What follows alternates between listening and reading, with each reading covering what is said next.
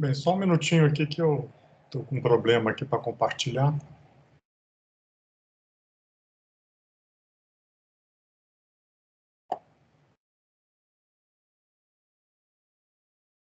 Bem, agora vai.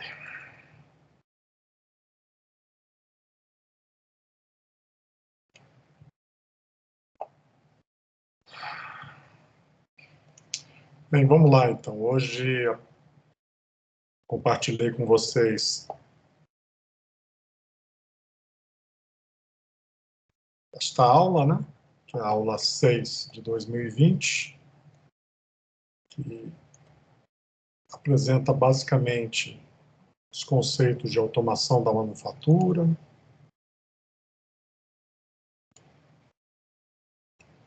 descreve o que é automação industrial, automação de processos, automação de manufatura, residencial, predial, bancária, comercial, agrícola, enfim. E, ao final, eu faço uma apresentação da pirâmide de automação, né? Caracterizo com esses 6 níveis, né? Nível 0 até o nível 5, e descrevo cada um dos níveis. Então, o primeiro nível aqui, né, que é o meu nível 0, né, o nível dispositivo, dentro da máquina, né? Então, esta é a chamada pirâmide de automação da indústria 3.0, onde nós temos uma norma, que é a ISA 95, que descreve cada um desses níveis hierárquicos, né, nessa pirâmide, e a diferença com relação à indústria 4.0, né, o modelo RAM 4.0, que nós temos aqui abaixo do nível 0, eles incluíram o produto inteligente, e depois do nível 5, né, que é a parte de empresa, né, gestão da empresa, responsável pelo planejamento estratégico da empresa, da corporação, nós temos aqui um mundo conectado, via protocolo TCP/IP. Bem, então essa pirâmide de automação ela ainda é utilizada, tá? A única diferença é que agora nós temos o contexto da indústria 4.0. Aproveitamos as terminologias, as definições, os níveis, e incluímos a figura do produto inteligente e o mundo conectado via TCP/IP. Bem, então eu escrevo aí, né, os protocolos, os requisitos de funcionais, requisitos de tempo, para cada uma destes níveis, né? Falo sobre MES, que é o Sistema de Execução de Manufatura, né? Que é uma forma da indústria 3.0 de fazer com que as informações que são publicadas nos níveis inferiores, né, possam ser acessados pelo nível de engenharia, pelo nível de gestão empresarial. Por quê? Porque isso aqui é a indústria 3.0, né? A indústria 3.0 não tinha como objetivo fazer a integração usando o TCP/IP. Então, para que a gente consiga pegar os dados de dentro da máquina, né, lá do nível 0, do meu controlador, do acionamento, XYZ, eu preciso, né, obter esses dados e publicar esses dados através do sistema de execução de manufatura para os níveis hierárquicos superiores, para fazer o monitoramento, uma supervisão do chão de fábrica. Enfim, então esses aspectos são apresentados, né, em detalhe cada um dos níveis.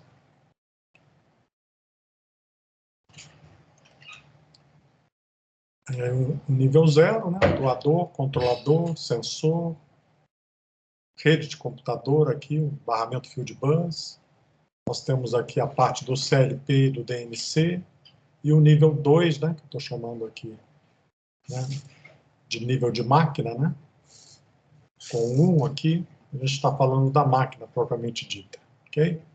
Então, a solução da minha máquina de comando numérico, ela vai ter um DNC, um CLP e um CNC. Então, eu vou ter uma interface gráfica, né? Que permite a interação com o usuário. Posso ter integração com os outros níveis da empresa, né? Usando aqui um DNC, um comando numérico distribuído. Posso ter canais de comunicação usando RS-232, Ethernet. Enfim, então isso aqui é um nível de máquina, né? Os protocolos normalmente utilizados, OPC, SQL, FOCA-Zoom, enfim. Bem, depois o nível 2 e 3, né, que a gente chama de célula e sistema. Então, quando eu agrupo um conjunto de máquinas e crio uma célula flexível de manufatura, eu vou trabalhar aqui com FMC, que é a célula flexível de manufatura, onde ele vai ter um gerenciador, um coordenador, que vai permitir a movimentação de materiais entre essas várias máquinas. E quando eu integro várias células flexíveis de manufatura, eu tenho um sistema flexível de manufatura. Então, este terceiro, né, que eu estou chamando aqui, o nível de célula ou sistema, são os meus níveis 2 e 3. Né? Então, desdobrei aqui em FMC e uma FMS. Então, uma FMC é um grupamento de máquinas de comando numérico, robôs, AGVs.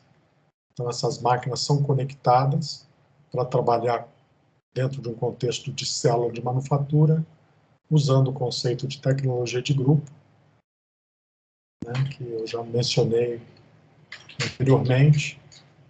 Enfim, e os sistemas flexíveis de manufatura é um agrupamento de FMCs.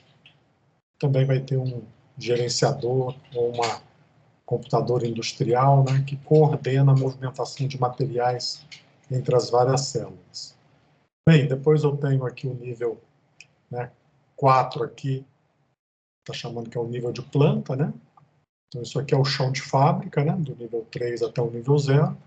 O nível 4 já é a parte de engenharia, na parte de planejamento. Então toda a parte de planejamento de processo, gestão da produção, então, todas as ferramentas computacionais, né?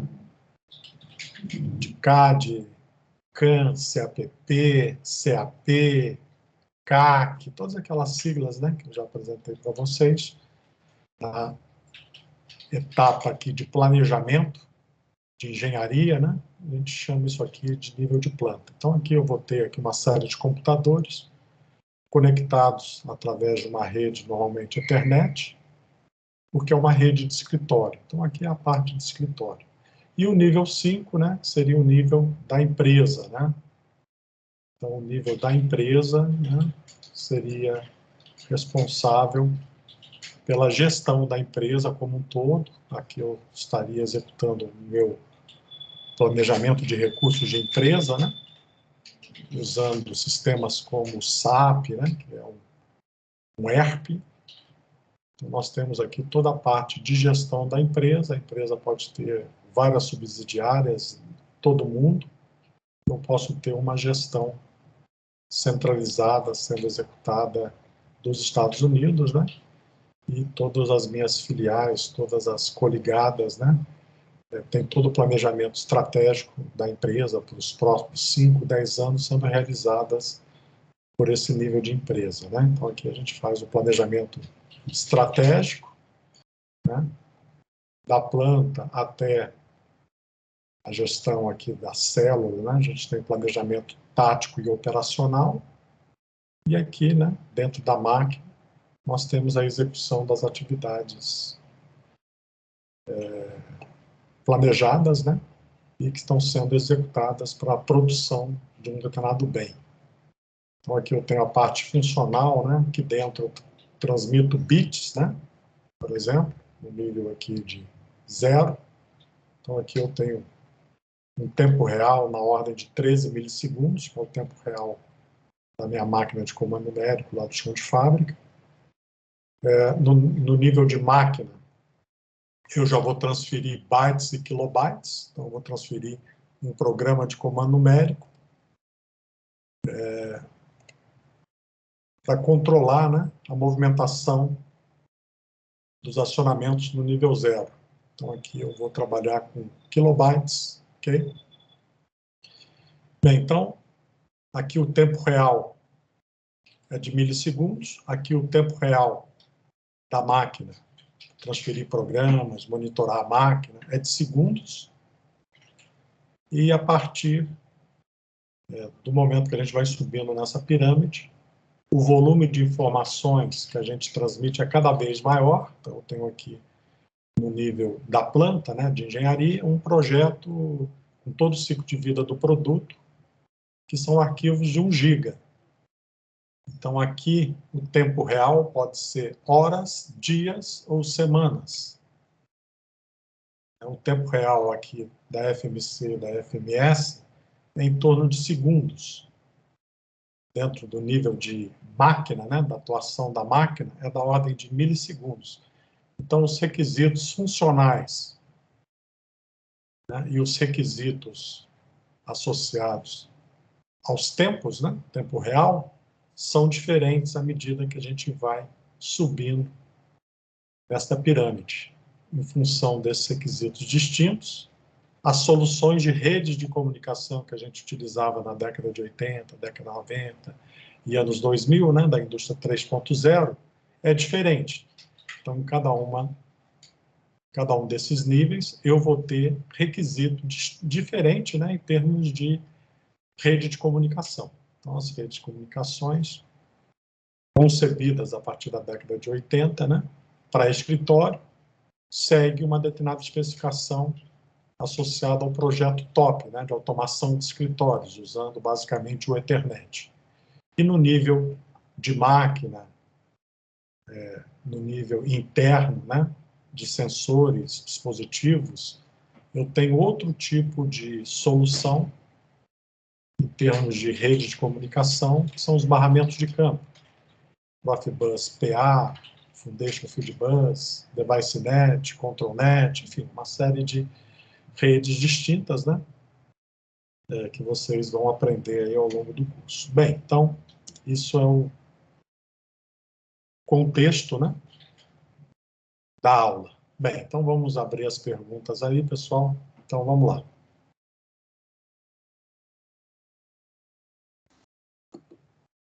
A pergunta que eu tinha, você já respondeu. Bem, mas tem que fazer as perguntas aí, né? Só para saber as suas dúvidas, enfim. Vamos lá, levantem a mão aí, vamos fazer as perguntas, né? A proposta da disciplina é essa.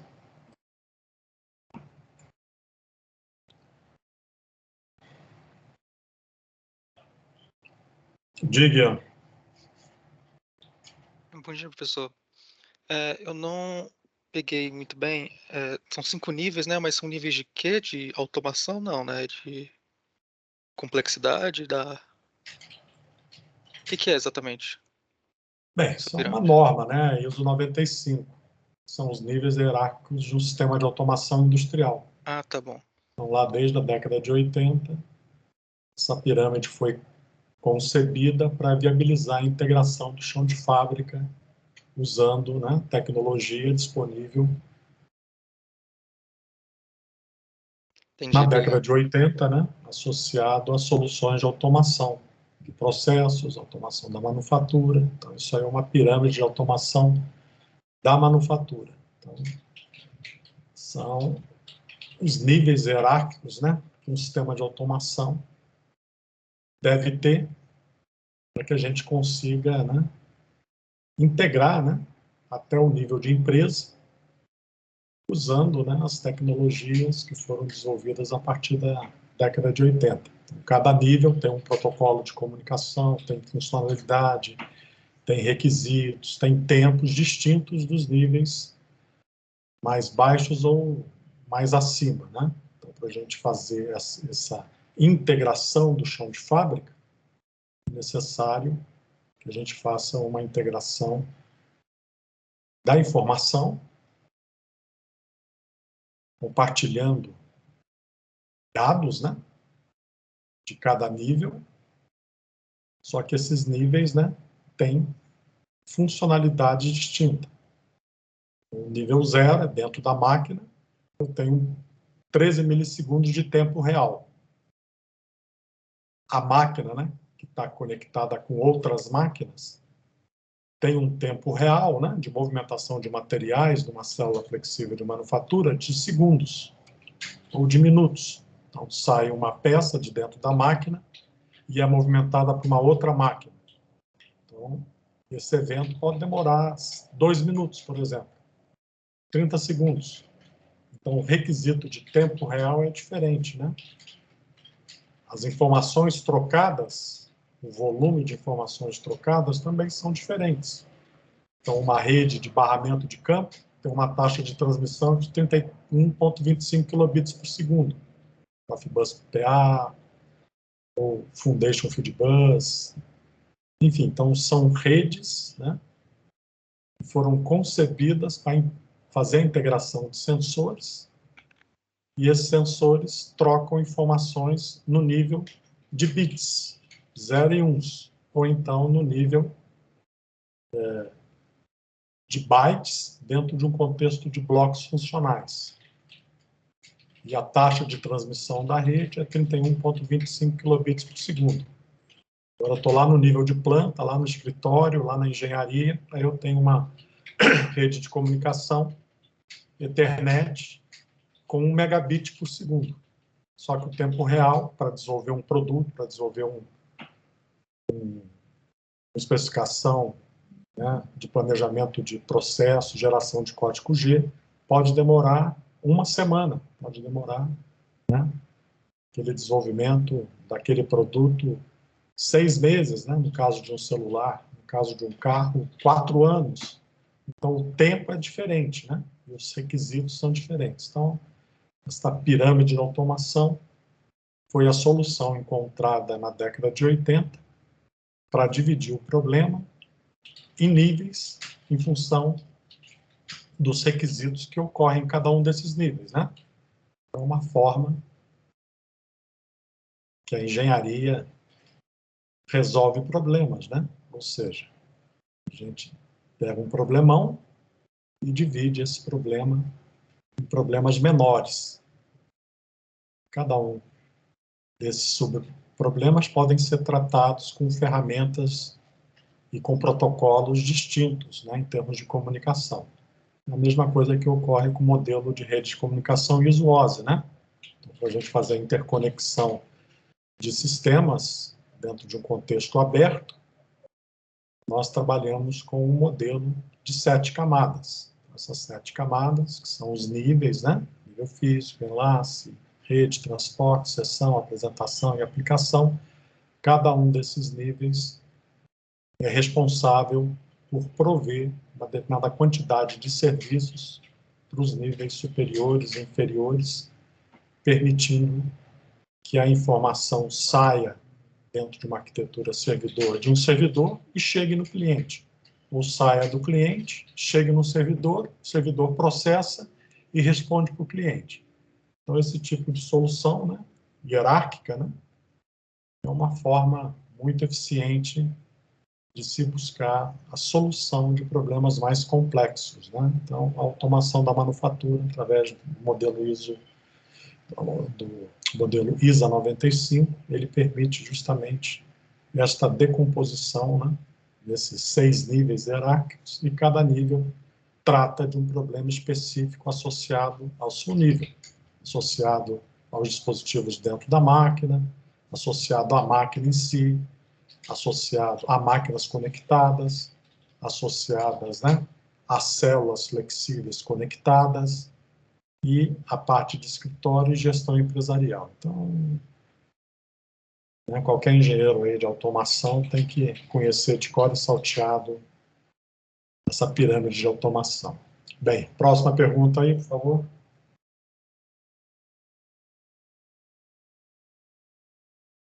Diga, Lara.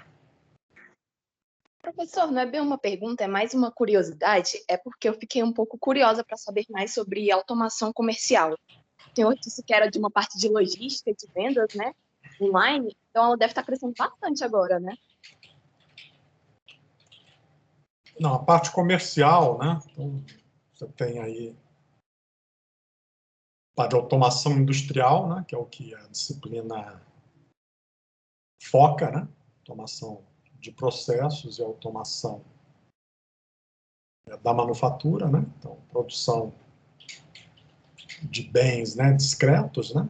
Ou seja, coisas que têm que ser movimentadas dentro do chão de fábrica de forma discreta, então, automação da manufatura. Automação de processos, né? Onde o material que vai ser processado vai ser movimentado através de tubulações. Então, indústria química, petroquímica, né? Então, tenho, né, uma matéria-prima, um produto que vai ser envasado, né, para ser comercializado, mas todo o fluxo dessa matéria-prima ocorre dentro de tubulações. Então, você tem aí os dois ramos, né, principais da automação industrial. Depois você tem a automação de energia, transmissão e geração de energia, né? Então, isso aí também está ligado com a parte industrial, mas mais a parte de geração e transmissão. Então, a gente nem fala que é automação de processos, nem automação da manufatura. Então, é automação de energia, que tem outras soluções e outras tecnologias envolvidas. Bem, então, se você está no lado do comércio, né? Então, você tem soluções de automação comercial. Então, você vai no supermercado, você tem todo um sistema de vendas, né? Presencial, vamos chamar assim, onde todo o estoque do supermercado tem que ser gerenciado em um banco de dados, né? Cada vez que aquele produto dá baixa após a venda, né? Após passar pelo caixa, isso tem que ser abatido do banco de dados. Depois que chega uma determinada quantidade, né? Você tem que reabastecer as gôndolas, né? Com materiais, né? Ou tem que fazer a solicitação dos seus fornecedores de novas entregas. Então, este problema, né, comercial, né, que é presencial ou o comércio eletrônico, é outra categoria de automação. Então, é uma solução distinta, né, da solução de automação da manufatura. Então, você vai ter uma série de equipamentos, uma série de soluções que vão atender esse segmento.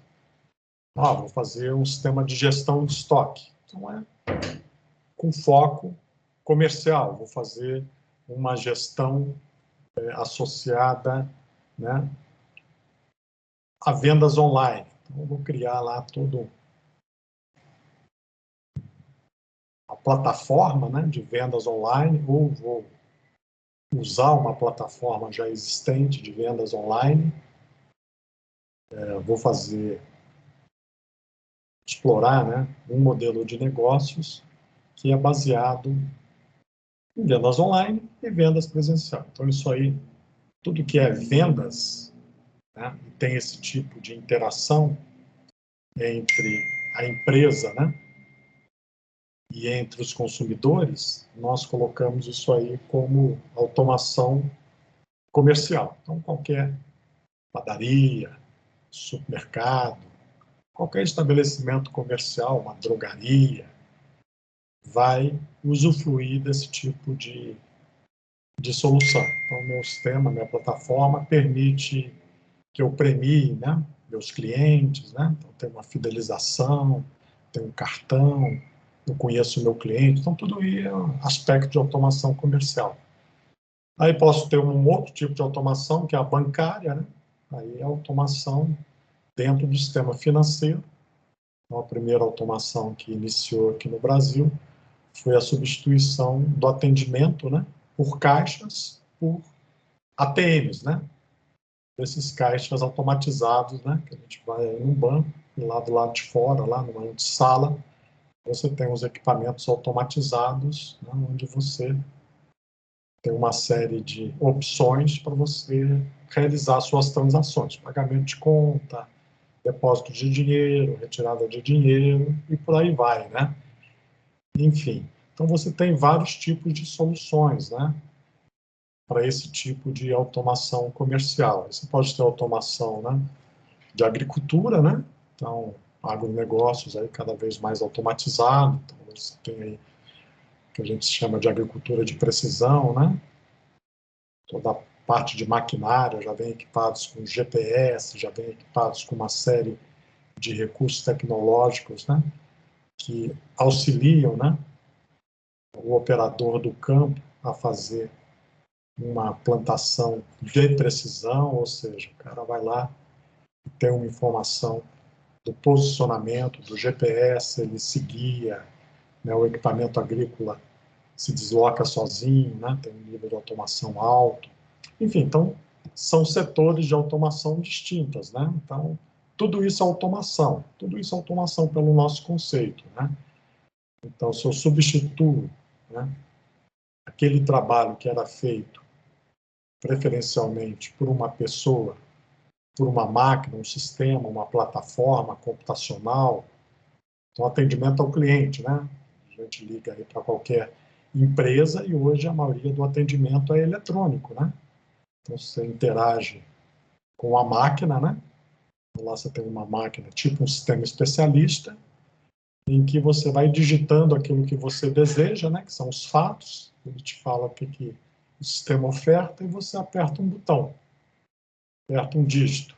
E esse dígito te leva, né, a um outro conjunto de mensagens e aí você vai, né, descendo até chegar no nível de mensagem que possa te satisfazer. Se isso não te satisfazer, ele te dá a opção de contactar um agente físico, né, e não digital, né, então, o operador lá do sistema que vai tentar te auxiliar, porque aquele seu problema não está na base de conhecimento da empresa, porque ela trabalha por regras, né.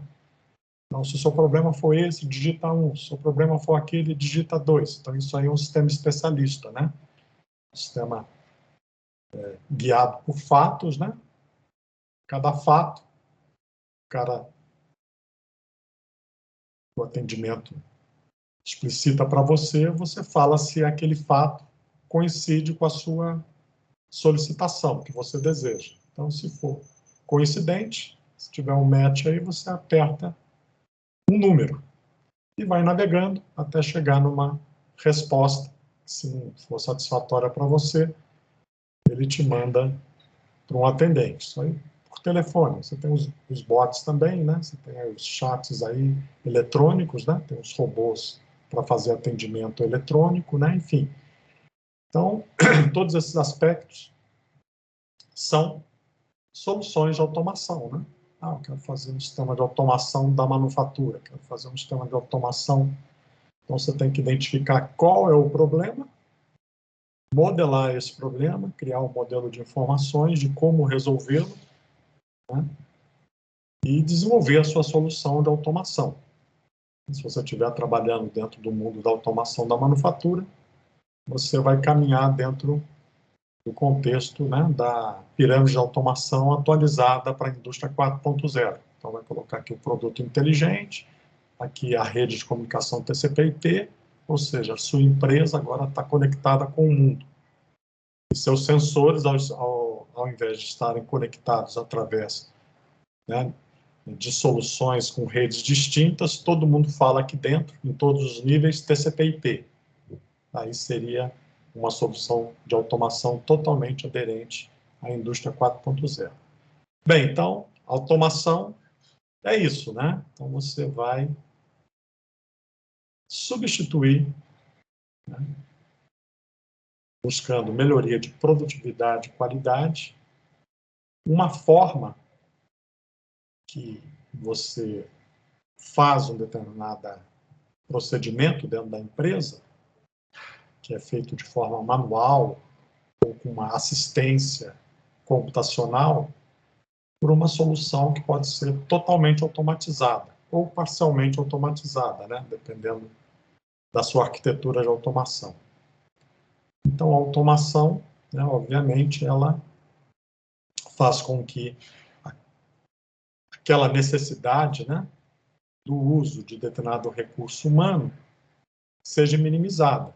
Então, obviamente, eu tenho um fechamento de vagas, né? Então, se eu tenho um banco com 5.000 caixas, para atender o meu público lá na década de 80, eu comecei aí a fazer uma automação bancária com ATM, então comecei cada vez mais a fechar a quantidade de caixas presenciais, né?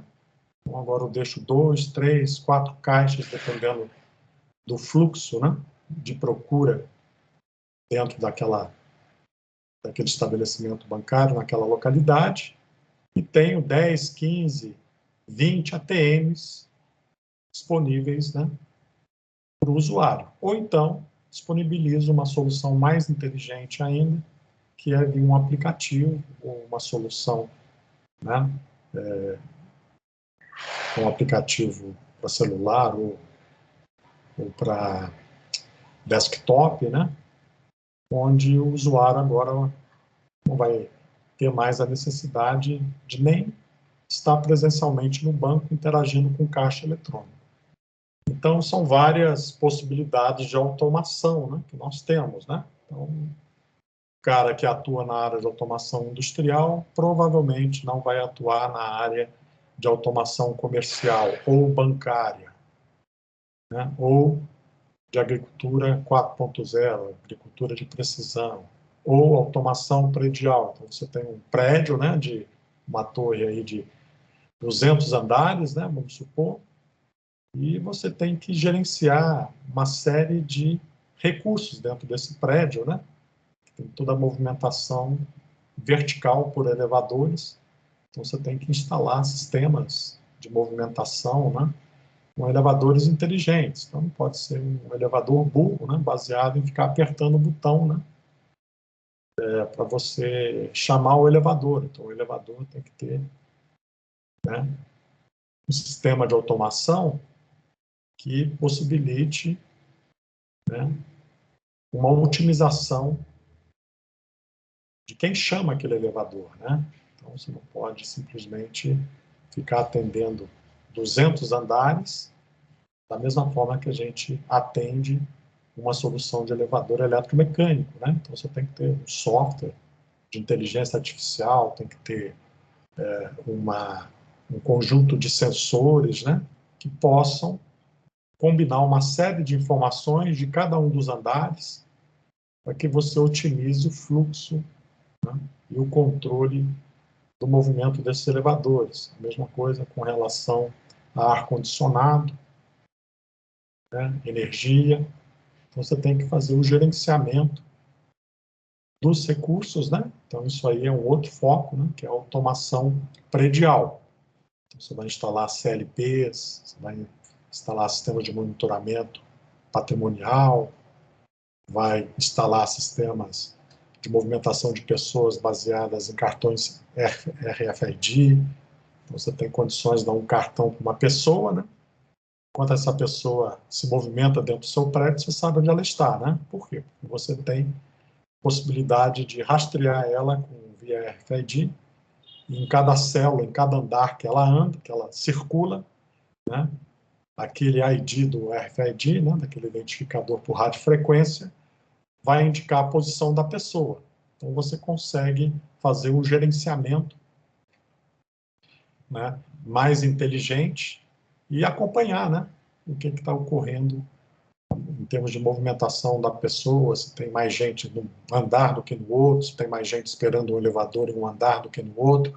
Então, você tem essa possibilidade de fazer, né, esta automação bancária, essa automação predial, tendo como objetivo questão de segurança, questão de economia de energia, gestão de elevadores, né?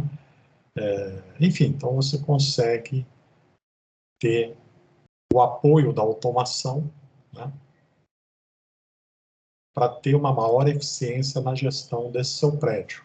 Aqui não seria nem mesmo conseguido através do uso, né, de pessoas, né? De recurso humano. Então, você realmente tem que ter aí uma solução automatizada para obter esses dados, né, dos vários sensores que você tem instalado no prédio, para atingir, né, um nível de gestão, né, em que o prédio realmente, apesar de ter 200 andares, ele tem um bom fluxo, né? Você não fica esperando 15, 20 minutos por um elevador, né? Então você tem que ter uma gestão eficiente de todos esses recursos, né? Então, cada segmento, né, dentro da nossa sociedade, né, vai ter uma solução de automação. Então, hoje, está muito em moda nos Estados Unidos, principalmente, né, como a gente tem os celulares, né, e as empresas podem disponibilizar a localização de cada um dos celulares que a gente utiliza, sem disponibilizar os metadados, né, sem disponibilizar de quem que é aquele número, mas identificando apenas, né, que determinado conjunto de celulares estão numa determinada área que é atendida por uma determinada torre, né? E você consegue fazer uma série de gerenciamentos associado à movimentação de pessoas em grandes eventos, né? Você consegue desenvolver, né, toda a parte de tráfego, toda a parte de movimentação, né, de veículos dentro da cidade de uma forma mais eficiente, né? Então, existe toda essa parte de mobilidade que você pode fazer uma gestão automatizando, né, já que você está recebendo os dados dos celulares em termos de localização, né, mas não da pessoa, do número, né, específico de quem está usando aquele celular, né, do metadado da pessoa. Então, isso aí te dá a possibilidade de ter, né, uma nova dimensão em termos de gestão. Então, todos esses dados, né, que estão disponíveis, então, a mesma coisa com sistemas de câmera, né, a gente tem vários locais aí, sistemas bem avançados de câmeras, principalmente em aeroportos, né, em algumas cidades aí espalhado por toda uma cidade, né, onde você consegue fazer identificação das pessoas, né. Então, você está procurando uma determinada pessoa, né, que cometeu algum crime, então você tem condições, através das câmeras, de, utilizando inteligência artificial, de obter, né, ou tentar identificar aquelas pessoas dentro de um determinado espaço, principalmente em aeroportos, né? Então, aeroportos é muito comum, você entra no aeroporto e você já está sendo monitorado, a sua imagem já está sendo comparada com imagens de um banco de dados para ver se você, né, tem algum problema, né, com a justiça, uma pessoa perigosa, né, uma pessoa que está ali numa lista negra. Enfim, então tudo isso é recursos de automação na área de segurança que você coloca dentro de um contexto de automação predial, né? Bem, então todos esses aspectos de automação, né, nessa disciplina o foco é a automação da manufatura. Então, a automação da manufatura é um dos segmentos de automação que nós temos, né? E aquele negócio, cada uma dessas áreas, né, que a gente pode automatizar, como as soluções de automatização e os requisitos, as necessidades são distintas, então nós vamos ter soluções também distintas, né? Então, hoje, nós temos cada vez mais, né, a possibilidade de oferecer soluções de automação de forma integrada, né? Na realidade, quando nós compramos uma solução de automação para atender a nossa aplicação em automação industrial, se nós estivermos especificando com as tecnologias mais atuais baseadas em TCP/IP, então todas essas camadas aqui, ó, todos esses níveis hierárquicos, ao invés de trabalharem com barramentos que foram desenvolvidos na década de 80, na década de 90, nos anos 2000, nós vamos trabalhar aqui com outro tipo de solução, que é baseada no TCP/IP, e vamos usar uma internet das coisas industriais. Então, vamos trabalhar com internet das coisas, né, com aplicação industrial. Então, nossos equipamentos aqui, nossas máquinas vão ter internet, vão falar TCP/IP, vão ter protocolos de comunicação tipo MT-Connect, OPC-UA. Então, eu vou usar uma série de especificações muito mais aderentes aos requisitos da indústria 4.0 do que de uma solução clássica de indústria 3.0, ok? Bem, então isso é uma visão repaginada, né, da clássica pirâmide de automação. E agora nós vamos utilizar,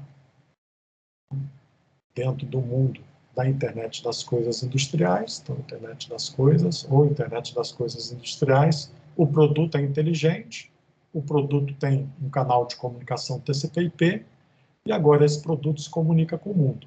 Então, se o meu produto é a máquina de comando numérico, que fala TCP/IP, agora ela não precisa ficar passando a sua informação nível por nível, até chegar no nível aqui de supervisão da planta, por exemplo. Eu posso ter diretamente os dados que eu estou publicando, ela vai para a nuvem, né? E fica armazenada num banco de dados, todos os históricos, e esses dados vão ser utilizados, né, para a prestação de algum tipo de serviço associado à manutenção preditiva, ao monitoramento, a dados para a gestão da empresa, né, gestão de um determinado diretor industrial que queira acompanhar em tempo real o que está ocorrendo lá no chão de fábrica.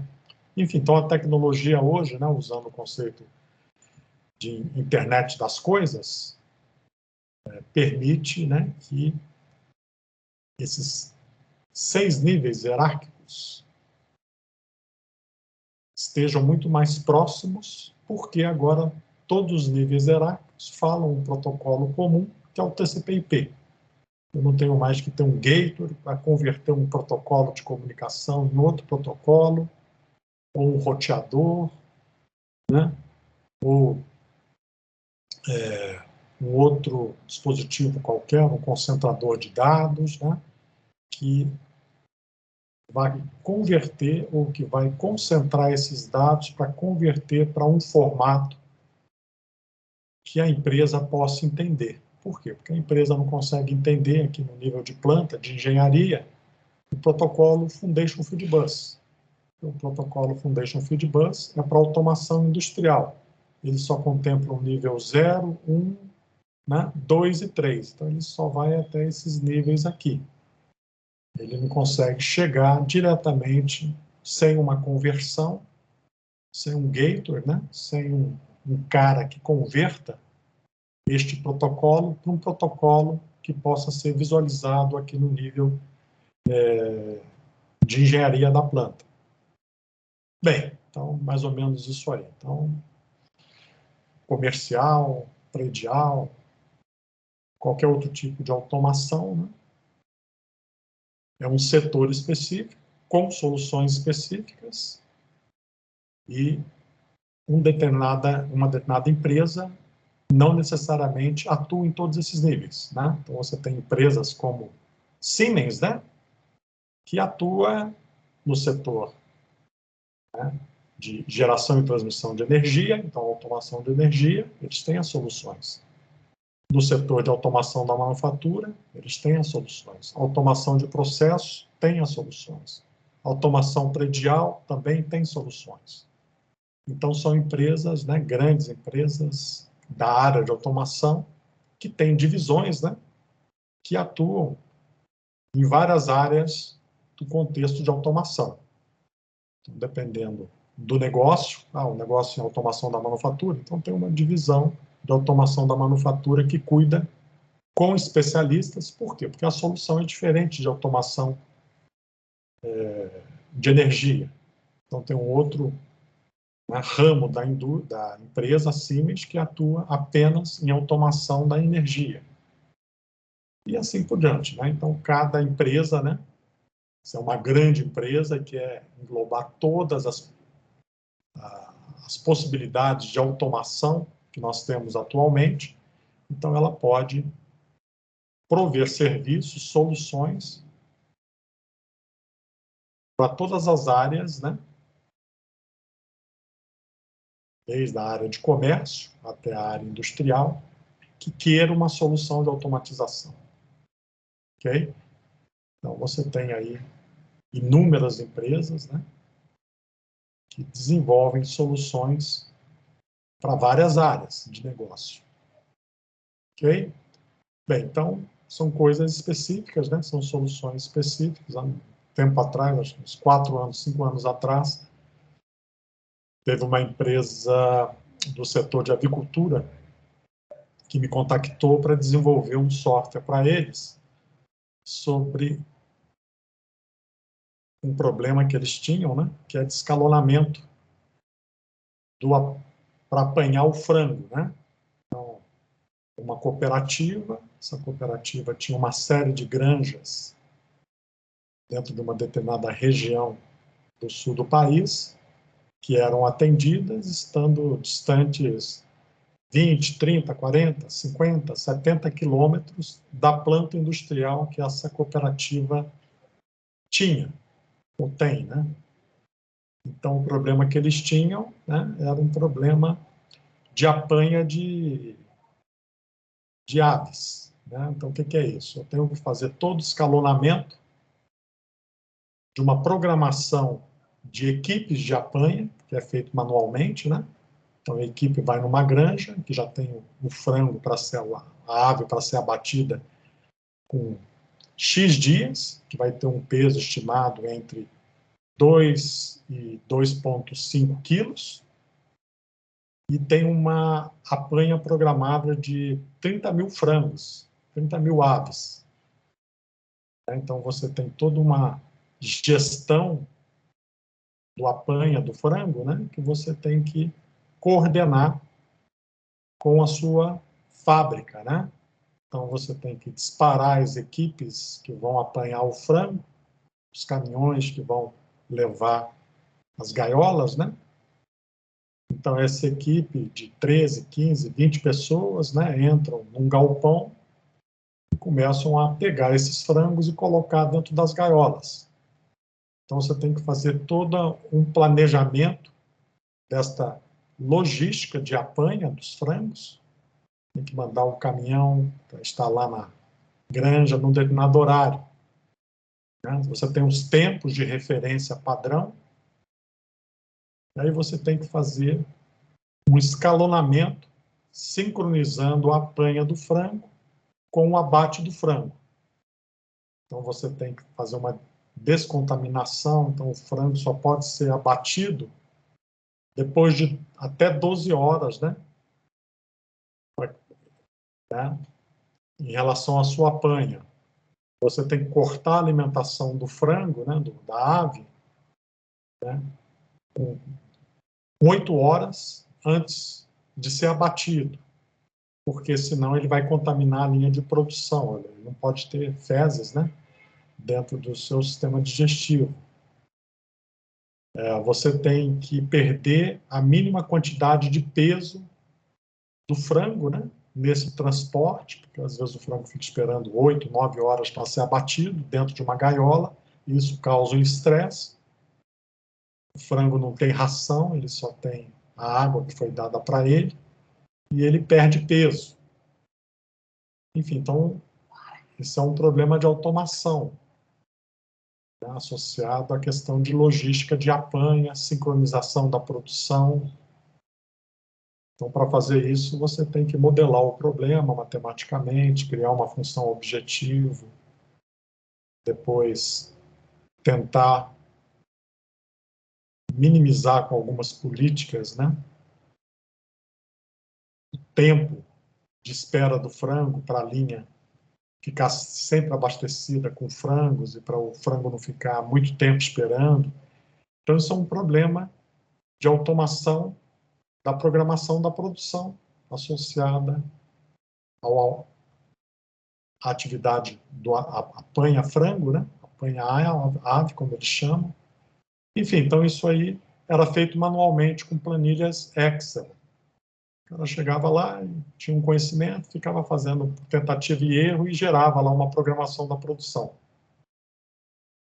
Só que não tinha nenhum modelo, né, matemático de como fazer isso, né? Então o cara descobriu alguns trabalhos que eu já publiquei sobre balanceamento de linhas de montagem, né? Enfim. E ele me contactou e fizemos aí uma definição do problema, né? Dos requisitos do problema, modelei o problema e implementamos um software para ele de apanha de frangos, né? Que ele utiliza dentro da sua empresa até hoje, né? Dentro dessa AgroSys, né? Que essa empresa. Enfim, então isso aí é uma automação de uma área que eu nunca atuei, né? Que é a área de avicultura. Só que os conceitos de automação da manufatura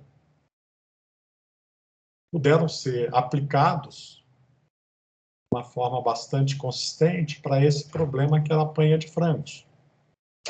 Por quê? Porque a modelagem é muito semelhante. Então, criar a função objetivo, que depois foi otimizada com o algoritmo genético, né, que é uma técnica de inteligência artificial, é uma atividade, né, que a gente faz muito em automação da manufatura. Você tendo experiência em soluções de automação da manufatura, obviamente você pode aplicar essas soluções em outras áreas que demandem, né, um conhecimento semelhante, obviamente, adequando e conhecendo maior profundidade aquele problema, né, que você está modelando, né? Então, a primeira coisa que o engenheiro tem que aprender, né? Então, o engenheiro não pode, quem vai fazer uma modelagem de sistema, ficar muito focado nos detalhes do problema, né? Ele tem que ter uma característica de entender o problema de uma forma global, fazer uma decomposição desse problema, né, para que ele busque uma solução e não fique perdido lá no detalhe, né? Porque se ele ficar perdido no detalhe, ele não consegue ter um entendimento de todo o problema e não vai conseguir resolver o problema. Então, é aquele negócio que eu sempre falo para os meus alunos, principalmente quando a gente está fazendo desenvolvimento de produto ou desenvolvimento de software, por exemplo, abstração, né? Então, o engenheiro tem que ter uma capacidade muito alta de abstração. Então, você tem que ter uma visão, né, global, né? Tem que abstrair e não se perder nos detalhes. Porque tem muito profissional que se perde no detalhe, né? Então, a gente está tentando resolver um problema e o cara está interessado muito no detalhe, que é lá, pensando lá no detalhe de como aquilo vai ser feito, como... Não, pensa na modelagem de uma forma mais abstrata. Se você abstrair e conseguir entender o problema de uma forma maior, você depois vai chegar no nível de detalhamento quando você for desdobrando todas as funcionalidades que o seu sistema tem que ter, né? Então, a automação é muito isso, né? Nós fazemos um planejamento de cima para baixo e uma implementação de baixo para cima dentro dessa pirâmide de automação. Então, quando a gente vai pensar no problema de automatizar alguma coisa dentro do sistema, você tem que entender o todo, né? Tem que ver todos esses níveis hierárquicos, e o que envolve a solução da automação, antes de chegar aqui no nível do nível 0 aqui e resolver especificamente uma coisa do nível 0. Por quê? Porque você vai já ter visto e entendido o problema de uma forma muito mais genérica, né? De uma abstração muito maior, e depois vai decompondo até você chegar no problema que realmente você tem que atacar. Então, é isso que eu sempre recomendo, né, para qualquer estudante aí que esteja buscando, né, ser um bom engenheiro, é ter muita capacidade de abstração, né? Não se perca nos detalhes, não se perca, no primeiro momento, no nível de detalhamento desnecessários para a compreensão da solução de automação que você pretende desenvolver. E, obviamente, com o seu background, com o seu conhecimento, ou com o estudo que você, né, revisão de literatura que você venha a fazer sobre aquele aspecto específico, né, aí você vai entendendo cada vez mais a complexidade do seu problema, né, vai identificando quais as soluções que você pode desenvolver, e depois sim, você chega lá na fase de implementação computacional, como que você vai fazer aquilo. Ok? Mas antes, você teve um entendimento do todo.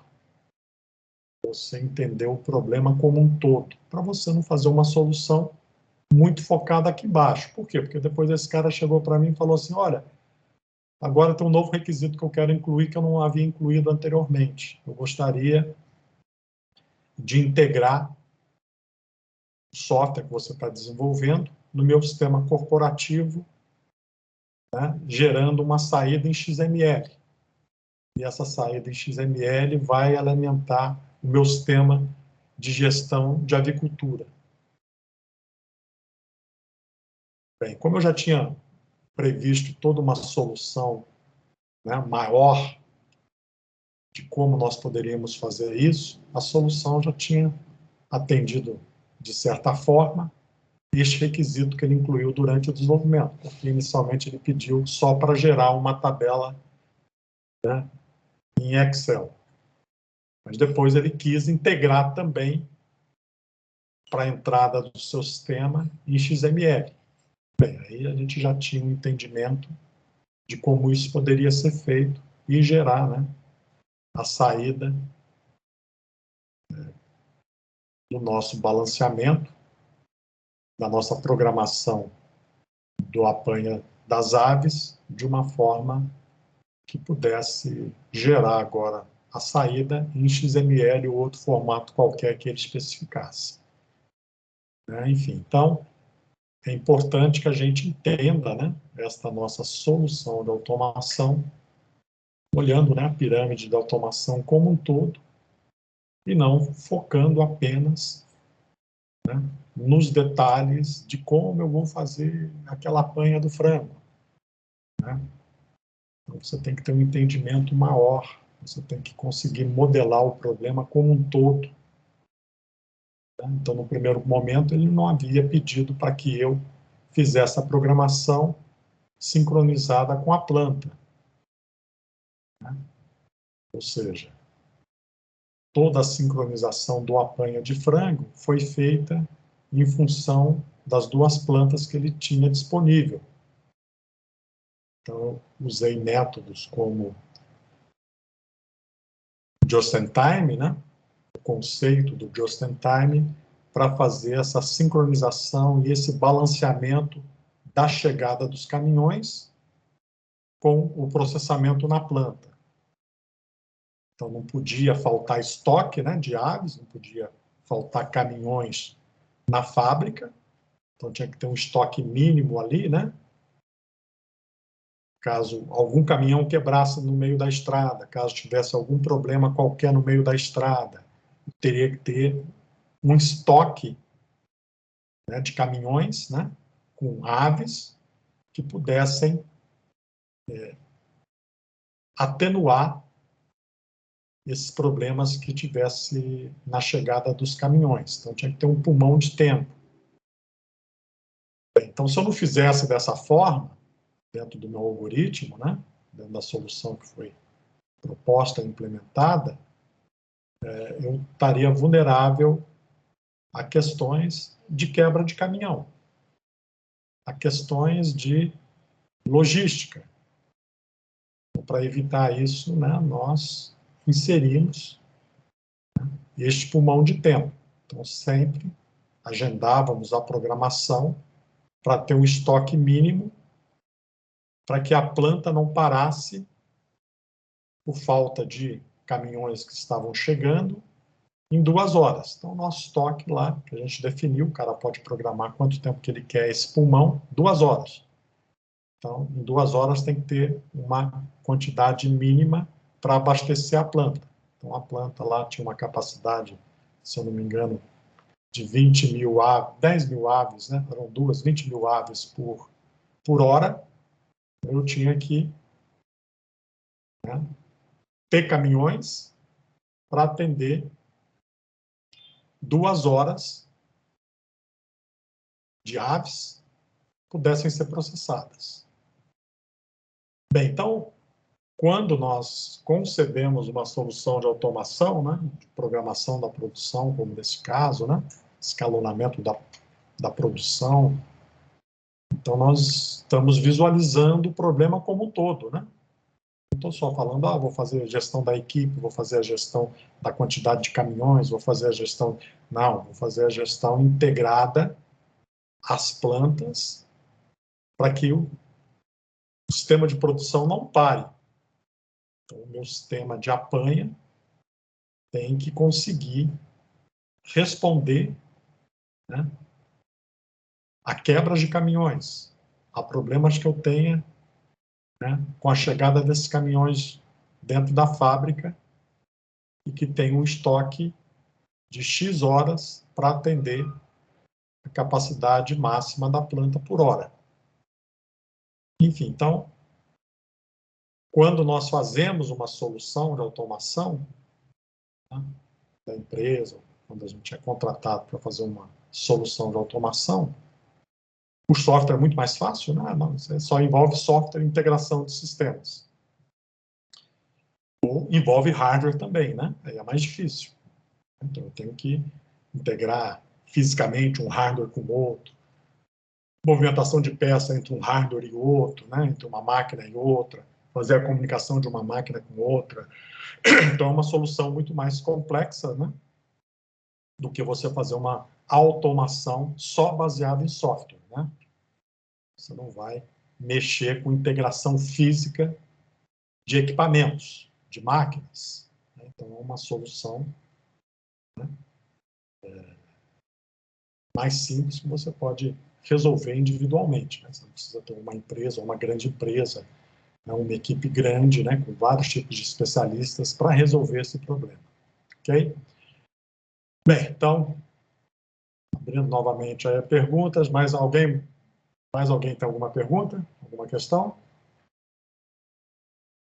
Bem, se não tiver mais nenhuma pergunta, né? Laura, diga, Laura.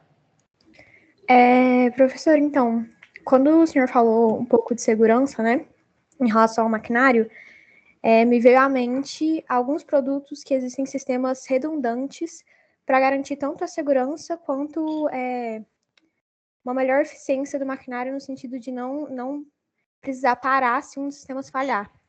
A gente pode pensar, por exemplo, sei lá, num avião, tem várias, tipo assim, o piloto vai ter vários sistemas de medição de velocidade, então se um deles falhar, a gente não vai ter um problema grave, né? E, sei lá, por exemplo, a questão também de sensores do avião do para-brisa. A gente pode ver também que tem vários sensores, porque se por acaso um deles falhar, não tem problema de congelamento, essas coisas. Pensando no maquinário de usinagem, a gente tem quais sistemas redundantes nesse sentido? A redundância é um requisito fundamental quando você tem aplicações de risco, né? Então, uma máquina de comando numérico, a máquina em si, o sistema de automação dela, que é no nível 0, né?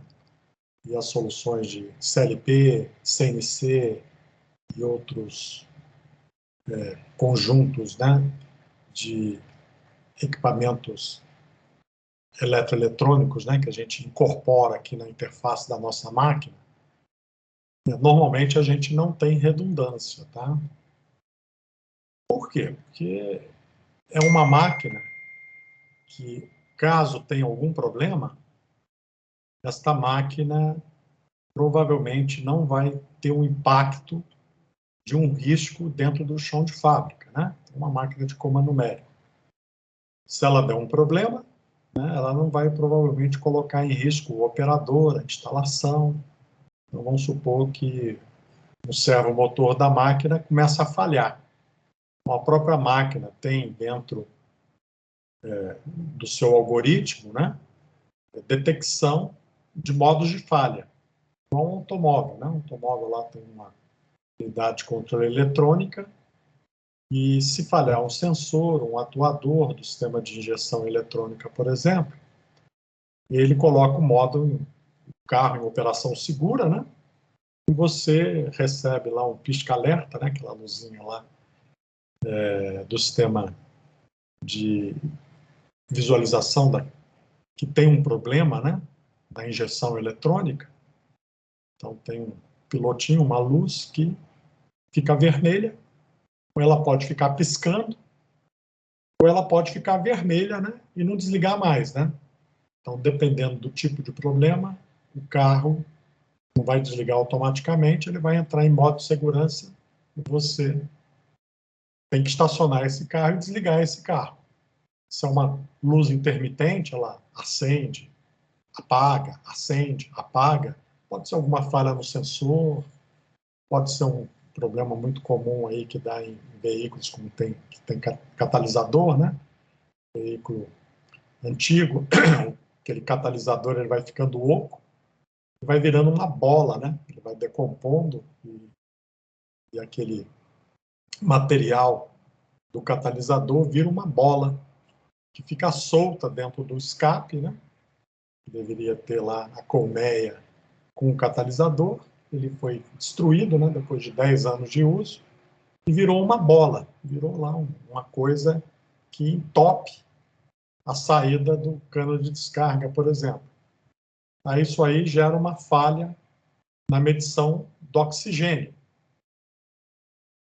Isso aí é sinalizado, né, na sua luz piloto, que ela pode ficar piscando, né, porque às vezes solta, né, a bolinha, aí depois ela volta, aí dá outra falha, aí fica intermitente ali, e se fechar totalmente o escape, né, aí o motor vai falhar, aí o motor vai, por uma questão de falta de oxigênio, a queima não vai ocorrer, né, porque você tem muito CO2 ali dentro no campo de descarga que não está saindo, né.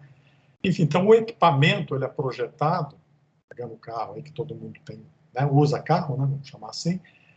Então, dentro do carro tem toda essa parte de sensoramento, né, então você tem aí um sistema de diagnóstico de defeitos. E o carro vai para uma condição de segurança. Numa máquina de comando numérico, eu também tenho isso, tá? Então, todo sistema de automação industrial, como tem a parte eletrônica, você vai ter outras funcionalidades associadas ao monitoramento da saúde do equipamento. Então, quando algum problema ocorre com o sensor, a máquina não liga mais, ela desliga. Diferentemente de um carro, não posso desligar o carro, né? Estou a 100 por hora numa autoestrada aí, eu não posso desligar o carro, né? Tenho que indicar, colocar o carro no modo seguro, e se o motorista for esperto, ele vai ver a luz assim, acesa no painel e vai estacionar o carro imediatamente, para não ter uma falha catastrófica. Numa máquina de comando numérico, ela não vai fazer isso, né? Ela vai desligar, ela vai simplesmente, né, colocar a máquina em modo de emergência. Por quê? Porque tem alguma coisa, sensor, de atuador, que está degradado e a máquina não pode mais continuar operando. Então, esses sistemas de monitoramento existem dentro da máquina, mas dificilmente você vai ter 2 sensores, né, 2 atuadores, redundância para fazer isso. Por quê? Porque não é uma máquina de risco. Bem, agora você está no sistema de automação de uma central nuclear. Okay? Então tem risco. Tem risco ambiental, né? Uma série de riscos que estão envolvidos com aquele processo. Ou então você tem uma plataforma de exploração de petróleo. Também tem riscos ambientais. Então, o que normalmente você, que é um cara preocupado com risco, né, vai fazer na hora de especificar um sistema? Então, toda a parte de automação da instrumentação e controle, você vai duplicar. Então, você vai criar um sistema redundante. Da mesma forma que a gente tem a redundância dentro de uma aeronave, né, dentro de um avião, você tem uma série de redundâncias ali. Você tem tubo de Pitot redundante, sensores redundantes para medição de velocidade, você tem atuadores redundantes. Então, você tem uma redundância de sensores, de atuadores e, às vezes, até de redes. Então, se você vai fazer uma solução de automação aqui no nível 0, para uma indústria petroquímica, o cara vai te dar a opção de criar redundâncias. Então, você vai botar 2 sensores, né, de medição de temperatura, medição de pressão. Então, se um falhar, você tem um segundo para continuar operando a sua planta. Você vai ter redundância de concentradores de dados. Você tem lá um concentrador de dados, Foundation Field Bus, Profibus PA. Então, você vai ter 2 concentradores de dados, 2 barramentos de rede. Então, você vai aumentando, né, a redundância do seu sistema, porque você tem uma aplicação crítica. Então, o problema para você não é o custo da redundância. Por quê? Porque se tiver um problema, que pode ser um impacto ambiental tão gigantesco que você vai quebrar. Ok? Você teve lá aqueles vazamentos lá no Golfo do México, né, da Exxon, se eu não me engano. Aquilo lá gerou perdas, um prejuízo de bilhões de dólares, porque você tinha, né, equipamentos, sensores, atuadores, que usavam uma tecnologia, aqui, no nível 0 de instrumentação, muito antiquada, baseada em bit, por exemplo. Então, você tem lá um sensor analógico, esse sensor analógico, você converte esta informação para digital, só que você não sabe se esse sensor está funcionando de uma forma adequada ou não.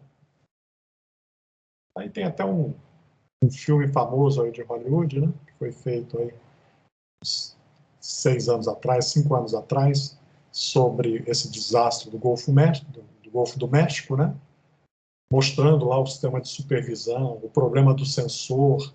Então, você teve um problema do sensor que estava identificando, né, um problema na supervisão e achavam que era problema só do sensor, que aquilo não estava ocorrendo de fato. Achavam que o sensor estava com algum tipo de problema, no fechamento da válvula, enfim.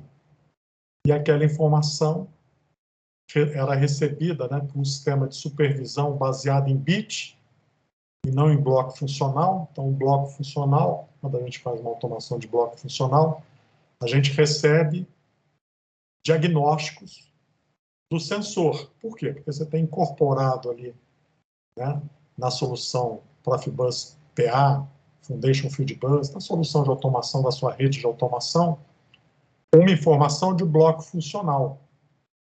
Esse bloco funcional, né, consegue detectar, por exemplo, se o sensor está com problema, se o problema é no barramento da rede. Então, ele faz um diagnóstico de modos de falha da instrumentação.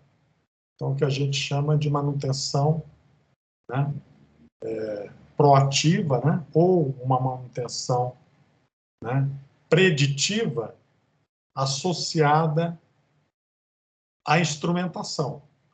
Então, ele consegue identificar se aquela medição que o sensor está publicando é boa ou ruim. Então, se essa planta, essa instalação da Exxon lá no Golfo do México tivesse um sistema de automação mais moderno, usando uma solução de bloco funcional, onde ele estaria obtendo dados dos sensores sobre a qualidade daquela grandeza que ele está medindo, ele teria certeza, né, de que o que estava aparecendo ali no supervisório não era uma falha no sensor. Era um problema realmente da válvula. Então, nesse contexto, né, a gente consegue identificar o modo de falha da instrumentação do sensor, né, aquele aeronave que caiu aí indo para a França, né, que congelou lá o tubo de Pitot. Né? O congelamento do tubo de Pitot dando uma outra velocidade errada, né, para os sistemas, né? Se o sistema fosse mais esperto, isso não aconteceria. Então, você vai aprendendo, né, com os erros. Né? Você tem uma fábrica de envasamento de refrigerante, né, de água com açúcar. Você não precisa usar uma solução de automação baseada em Foundation Fieldbus, Profibus PA, DeviceNet, né, que é um sistema de automação muito mais caro. Então, você vai usar uma outra tecnologia baseada em bit, que é a ASI, né, que é uma tecnologia onde você só transmite bits. Você só tem que saber se o refrigerante chegou na posição de envasamento da válvula. Então, tem um sensor, né, que detecta quando o vasilhame, né, está sobre o bocal. Aí tem um sistema de gestão que manda abrir a válvula. Então, isso aí é um sistema baseado em bit. A informação que trafega no sistema de automação é 0 e 1, que é uma rede muito barata, essa tecnologia ASI. Então, esse tipo de sensor pode ser aplicado sem problema nenhum numa solução de envasamento de Coca-Cola, de Pepsi, de Guaraná Antártica, de cerveja. Por quê? Porque você não tem um risco ambiental significativo. A planta pode até explodir, pode até ter um problema com vaso de pressão, pode ter até um problema, mas ele é muito localizado. Então, dependendo da gravidade que você tenha envolvido no seu sistema, que você pretende automatizar, você vai incluir redundâncias de componentes, de sistemas, de equipamentos, e você poderá escolher protocolos de comunicação, de rede de comunicação, que não trafegam apenas bits, trafegam também informações sobre a gestão do sensor ou do atuador que você queira trabalhar. Então, tem que ter muito cuidado, né, quando a gente define uma arquitetura de automação, para não ser focado apenas na questão do custo. Ah, não, vou especificar um sistema ASI no meu sistema de geração, né, de energia, porque é uma solução barata. Só que é uma solução baseada em bit, não é baseada em byte nem em bloco funcional. Então, se eu perder um sensor, eu não sei o motivo da perda desse sensor. Pode ter algum problema de oxidação do sensor, de perda do sinal do sensor, né, do conduíte do sensor. Enfim, pode ter um problema de falha que eu não vou conseguir identificar rápido. Ou então o sensor está fornecendo dados fora do especificado, porque ele está falhando. E eu também não vou ter essa informação. Então, eu vou gerenciar o meu sistema de risco no escuro, né? Por quê? Porque eu não especifiquei uma boa solução de automação. Quem especifica a solução de automação é o engenheiro, né? Então, o engenheiro é responsável técnico pela especificação da arquitetura de automação. Então, se ele especifica uma arquitetura inadequada para aquela aplicação, ele vai ser responsável por qualquer problema que ocorra com aquela aplicação, com aquela planta. Né? Então, a gente tem vários problemas com barragens, geração de energia. A gente tem que ter muito cuidado com o que nós especificamos em termos de solução de automação. Se a planta é um risco, eu tenho que monitorar essa planta. Assim como eu estou dizendo aqui que as nossas máquinas de comando numérico, nosso carro, tem sistema de monitoração. tem manutenção preditiva associada à sua instrumentação e controle. Então, se o sistema falha, eu sei que ele falhou e o sistema vai para o modo de operação segura. Então, eu tenho que ter, como engenheiro, né, como profissional, responsabilidade na minha especificação. Não é igual um cara que constrói um prédio, né? Se ele constrói o prédio com areia da praia, esse prédio vai cair, né? Como caiu lá no Rio de Janeiro. Então, o cara que fez o cálculo da fundação, a escolha dos materiais, é o responsável por essa tragédia, né? Então, se especifiquei um sistema de automação para uma planta que envolve risco ambiental, risco operacional, né? Eu não posso me balizar apenas na questão custo-benefício. Ah, não, vou especificar uma solução de rede bem baratinha. Vou usar aí a tecnologia do BIT, né, com a ASI, como se eu fosse uma envasadora de água com açúcar. Sim, se ocorrer um problema daqui a 10 anos que a sua planta está operando com aquela tecnologia obsoleta que você já especificou, o problema é seu, né? Você que especificou, você que assinou aquela arquitetura e aquela solução de automação. Então, é muito importante, né, que nós, como engenheiro, possamos avaliar o risco da nossa planta, do nosso equipamento,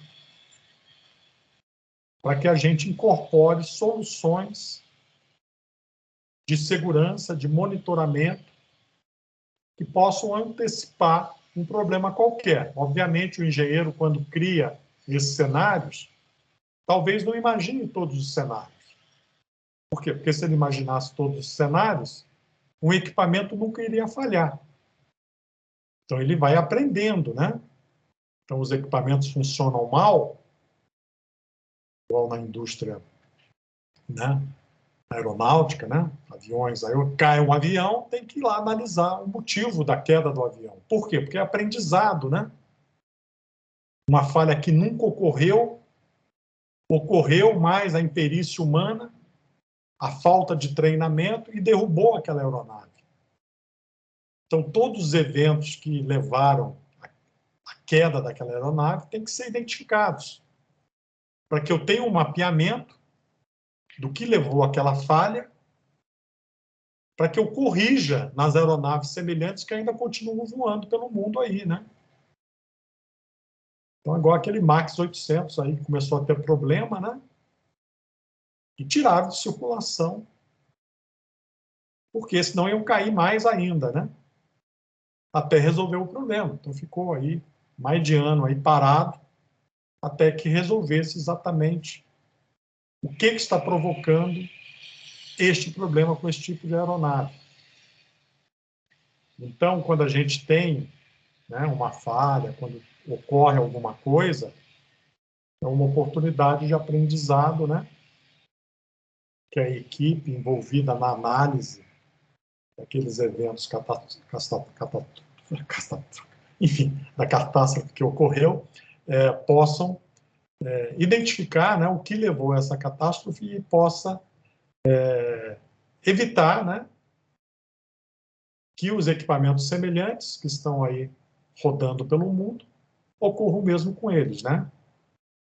Então, isso, né, é que minimiza a ocorrência de novos acidentes, né, de novos problemas com equipamentos. Então, na parte de automação da manufatura, como nós temos máquina, um robô, por exemplo, você coloca um robô no chão de fábrica. Bem, na indústria 3.0, você botava esse robô dentro de um cercadinho, onde você impedia que um operário entrasse na área de trabalho do robô. Por quê? Porque o controlador desse robô pode enlouquecer e ele pode ir para uma posição que não deveria ir e atingir um operário, né? Então, hoje, uma série de automações na indústria 4.0 você já faz uma operação colaborativa entre o robô e o operário. Então, outro tipo de solução robotizada, não é um robô burro, como eram os robôs lá de 1974, 1980, de 1990. É um robô que é dotado de uma série de sensores e agora ele permite a interação com o operador. Então, o operador e o robô estão lado a lado, né, trabalhando. Algum sensor pode dar problema? Pode, aí tem uma redundância. Então, esse espaço de trabalho provavelmente vai ter uma câmera monitorando o robô, vai ter um sistema de monitoramento, né? Talvez com redundância de algum sensor, porque se aquele sensor falhar, né, eu tenho ainda um segundo sensor que eu posso colocar o robô no modo de segurança, evitando que ele, né, cause um acidente com o operador humano. Eu tenho robôs móveis, né, que circulam pela fábrica, inteligentes, né? Então, aí eu tenho um sistema de automação de logística da Amazon, né? Então, você tem sistemas de armazenamento, recuperação dos produtos que vão ser enviados. Os produtos têm que ser retirados, colocados num robô móvel, e esse robô móvel circula pela fábrica, né? E ele pode encontrar obstáculos dinâmicos no meio da fábrica, uma pessoa, né, um outro equipamento qualquer que esteja lá. Então, ele tem que ser dotado de sensores que consiga identificar esses eventos dinâmicos. É diferente de você ter um ambiente totalmente mapeado, né, estático, em que você garante que não vai ter obstrução onde o robô vai trafegar. Então, uma linha de trem, né? Então, um sistema fechado e só o trem que circula naquela linha. Se tiver um objeto parado na linha, o trem vai passar por cima. A inércia é tão grande quando ele visualizar, né? Igual esse avião que caiu aí numa linha de trem aí nos Estados Unidos recentemente. Aí. O trem vai passar por cima. Enfim, por quê? Porque é um ambiente estático, né? E você não tem como identificar um obstáculo na via. Já no chão de fábrica de uma indústria 4.0, de uma automação moderna, você vai ter todo o sistema de movimentação, né, baseado em robôs móveis aí, inteligentes, né, detectando a presença de um outro robô, de pessoas, e ele vai reagir, né? Por quê? Porque ele tem sensores. Então, ele reage e muda o seu comportamento. Né? Enfim, então, quando nós desenvolvemos o sistema de automação, dependendo do tipo de sistema, né, nós seremos obrigados a colocar redundância, a colocar questão de segurança, porque a gente sabe que se não colocar isso, vai ocorrer um determinado problema que já foi mapeado anteriormente pela indústria. Então, eu vou usar soluções tecnológicas, né, que minimizem esses impactos, né, na própria operação, né, que não gere um acidente com uma pessoa, né? Então, a minha operação tem que ser segura, né? Por quê? Porque a gente obriga um determinado comportamento do sistema. Então, é igual prensa, né? Então, se você vai operar uma prensa no chão de fábrica, para você não perder as mãos, né? E deixar a sua mão boba lá, para acionar a prensa, você tem que usar as duas mãos, né? Tem que apertar dois botões, né? Que estão distantes entre eles, de forma simultânea, né? Para fazer com que o cara não deixe a mão na área de trabalho da máquina. Mesma coisa com uma máquina de comando numérico que eu tenho lá no chão de fábrica. Ela tem uma porta pneumática. Para eu abrir essa porta ou fechar essa porta, eu sou obrigado a apertar dois botões simultaneamente. Um aqui e outro aqui. Eu não consigo só com uma mão apertar. Por quê? Porque o cara sabe, se deixar só um botão para apertar, um dia poderá ocorrer um acidente, porque o cara vai estar com a mão ali e a porta vai fechar pneumaticamente e vai, né, acabar com a mão do sujeito. Então, para evitar esses erros grosseiros, né, quando eu tenho que interagir com algum equipamento, para abrir e fechar uma porta automática, por exemplo, né, eu faço com que o operador tenha que apertar simultaneamente as duas mãos. Pronto, resolvi um problema que era muito comum durante o início da automação, lá nos anos 20, né, do século passado, porque a pessoa, né, colocava a mão no lugar errado. Então, para evitar esse tipo de ocorrência, você vai dotando os equipamentos na interface homem-máquina para fazer com que o operário que está lá no chão de fábrica, para abrir ou fechar o equipamento, ele usa as duas mãos. Porque isso é segurança também, né? Isso aí veio com aprendizado. O cara podia fazer com um único botão? Poderia. Mas ele não faz por quê? Uma questão de segurança. Da mesma forma, a teleoperação das minhas máquinas lá do chão de fábrica. Quando eu solicitei a Home, né, como eu poderia ligar a máquina remotamente, eles negaram. Eles falaram, olha, isso não é possível de ser feito porque não é previsto no software. Você só pode ligar a máquina apertando o botão com a porta fechada. Então, a porta tem que estar fechada, aí eu posso apertar um botão no modo automático e a máquina começa a funcionar. Para você mudar isso remotamente, né, nós não recomendamos. Por isso, a gente não disponibiliza a informação. Então, para eu ligar minha máquina remotamente, eu tive que simular apertar esse botão. Como é que a gente simula apertar o botão? Então, quando a gente aperta o botão, esse botão está mapeado no CLP, no endereçamento de memória. Aí, quando eu aperto esse botão, né, eu mudo um bit desse endereçamento de memória, que estava 0 para 1. Então, o que eu tive que fazer? Tive que descobrir, né, qual era o botão do ciclo Start e qual o endereçamento de memória do CLP e qual bit eu tinha que mudar para que a máquina pudesse ser ligada remotamente. Então, o que eu fiz? Usando o protocolo de comunicação OPC, né, a gente conecta remotamente a máquina via OPC, que entende lá esse endereçamento de memória das variáveis, né, que foram mapeadas para a máquina, e escrevo via OPC, mando um write para essa função e falo que o bit 0 vai ser 1 agora.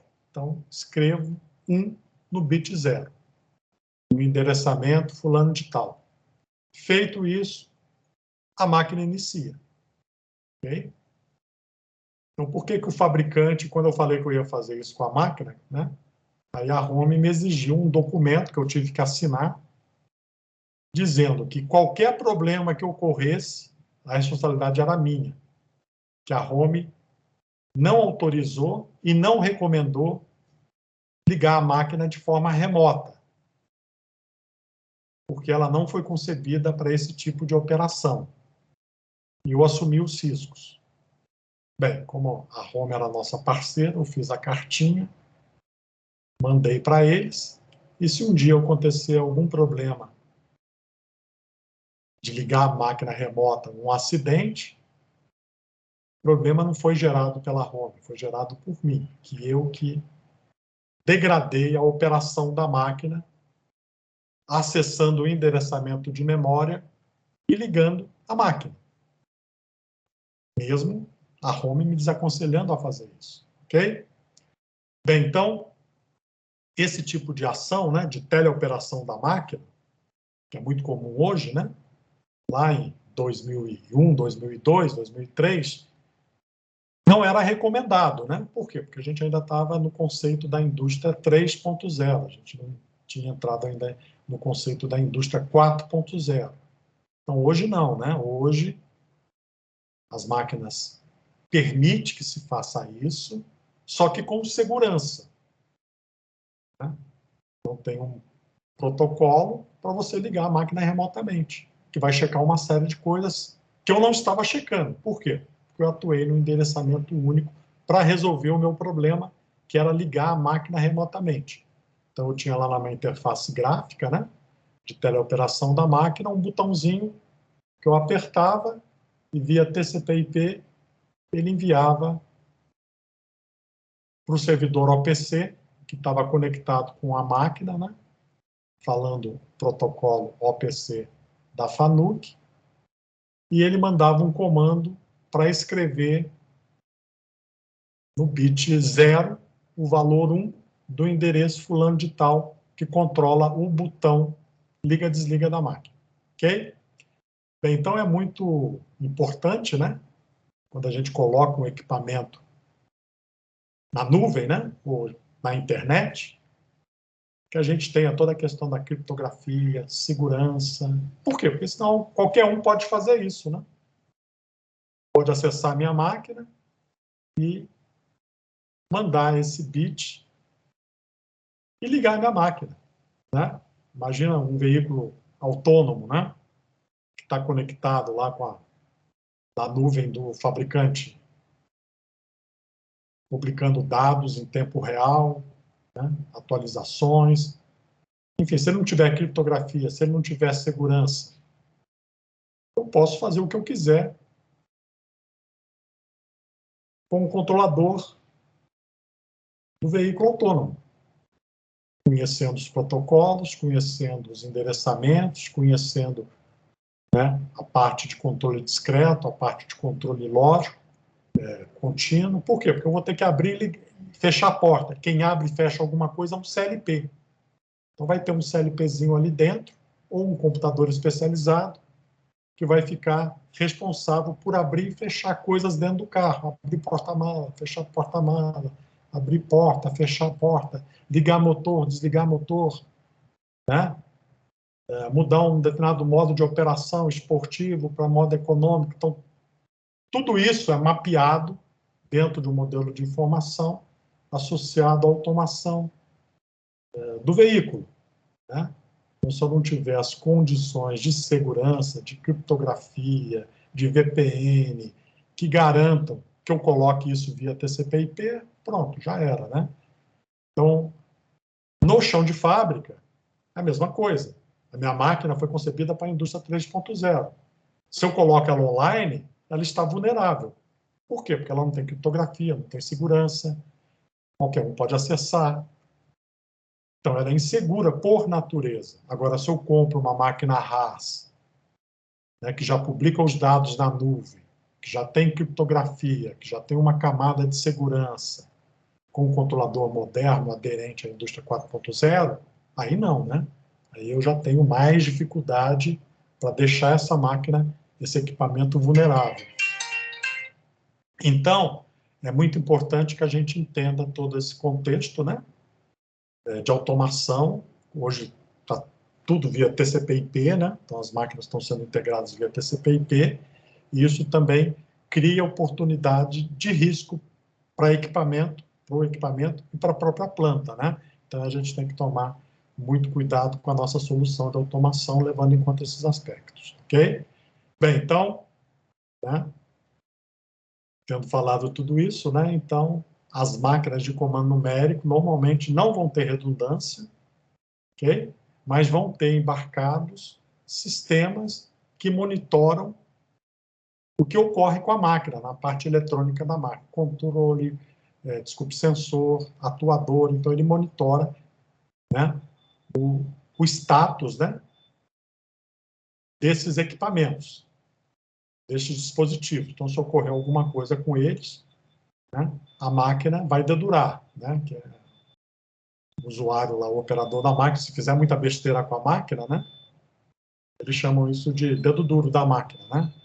Então, ele registra as ocorrências no log, né, onde fala coisas que não deveriam ter sido feitas, ou coisas que ocorreram com a máquina, e que se eu der algum problema com a máquina, o cara olhando esses logs, ele pode identificar quem foi o operador que gerou aquele problema no turno de trabalho dele, que a máquina teve um determinado comportamento por falta. Então, isso aí são, né, os operários chamam de dedo duro. Então, toda maquinazinha tem lá um sisteminha de monitoramento, não para usinar, e sim para ver a questão, né,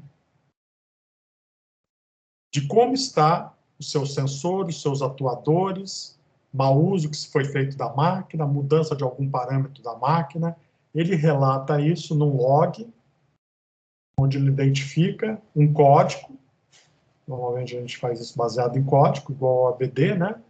Diagnóstico on-board de veículo. Então tem um diagnóstico on-board da máquina de comando numérico, tem um código, e esse código, para simplificar, né, tem um significado e tem, né, o timestamp, a data e o horário que ocorreu aquele evento, né? Então isso aí fica como se fosse um registro, né, das ocorrências que nós tivemos na máquina, ok? Aí quem dá manutenção na máquina, quem opera a máquina, pode pegar esses históricos desses registros que são internos à máquina, né, e identificar algum problema que tenha ocorrido, ok? Hoje a RAS faz isso na nuvem, tá?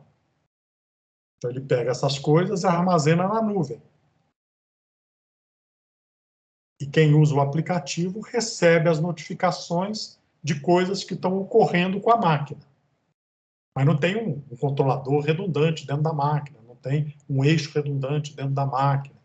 Isso não existe em termos de automação da manufatura. Pode existir em termos da solução de automação de conexão dos equipamentos. Então, ao invés de ter um canal de comunicação, eu tenho dois. Eu tenho dois barramentos. Se um sai do ar, eu tenho um segundo barramento que conecta os meus equipamentos. Então, você pode criar redundâncias nos outros níveis hierárquicos, tá bom? Não dentro da máquina propriamente dita.